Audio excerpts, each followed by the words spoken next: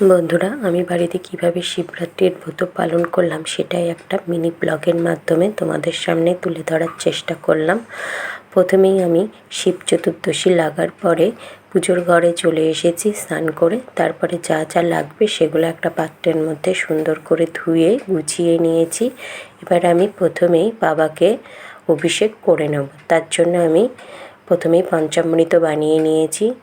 দুধ, দই, ঘি, মধু, চিনি সমস্ত কিছু মিশিয়ে পঞ্চামৃত বানিয়ে নিয়েছি। তারপরে বাবার মাথায় পঞ্চামৃত দিয়ে দিলাম।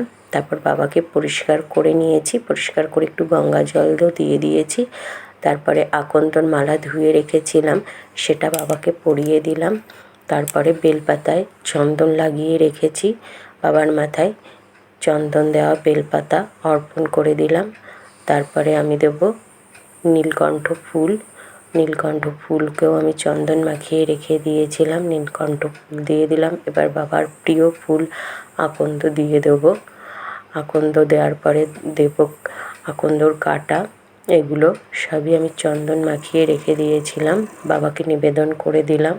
এবার আরও কিছু ফুল দিয়ে আমি বাবাকে সাজিয়ে দিয়েছি। তারপরে বাবার মাথায় বেল অর্পণ করে পাশে রেখে দিয়েছি। এবার বাবাকে কিছু প্রসাদ আর মিষ্টি দিয়ে জল দিয়ে নিবেদন করে দিয়েছি।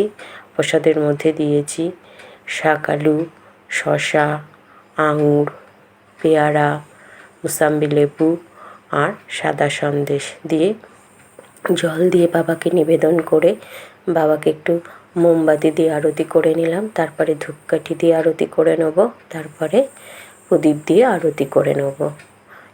আরতি করার পরে আমি বাবার কাছে একটু প্রার্থনা করলাম, বাবা যেন সবাইকে ভালো রাখে, সুস্থ রাখে, সবার যেন মঙ্গল কামনা করে। এইভাবে বাবার পুজো শেষ করলাম। তারপরে আমি অন্যান্য দেবদেবীদেরও একইভাবে ফল মিষ্টি নিবেদন করে দিয়েছি। অন্যান্য দেবদেবীদেরও সুন্দর করে ফুল দিয়ে সাজিয়ে চন্দন দিয়ে তারপরে আমি অন্যান্য দেবদেবীদেরও একইভাবে এই সমস্ত ফল আর সন্দেশ, জল সমস্ত কিছু নিবেদন করে দিয়েছি। পাশে আমার জগন্নাথ, বলরাম, সুভদ্রা আছে, তাদেরকেও আমি একইভাবে জল, মিষ্টি, ফল সব কিছু নিবেদন করে দিয়েছি। দেখো, এইভাবে আমি আমার শিবরাত্রির ব্রত পালন করলাম। তোমরা কিভাবে শিবরাত্রির ব্রত পালন করলে অবশ্যই কমেন্ট করে জানিও। আর ছোট্ট মিনি ব্লগটি ভালো লাগলে চ্যানেল